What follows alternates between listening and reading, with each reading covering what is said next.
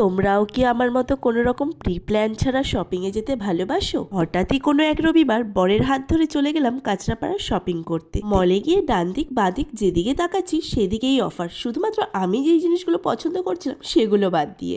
মাঝে মাঝে শপিং করতে বেরোলে কিন্তু খারাপ মুডটাও মাঝে মধ্যে ভালো হয়ে যায়। যেহেতু আমরা দুপুরবেলা বেরিয়েছিলাম, মোটামুটি শপিং কমপ্লিট হওয়ার পর প্রচন্ড খিদে পেয়ে গিয়েছিল, আর চোখের সামনে এই ফুড প্লাজা রেস্টুরেন্টটা দেখে এখানেই ঢুকে পড়লাম।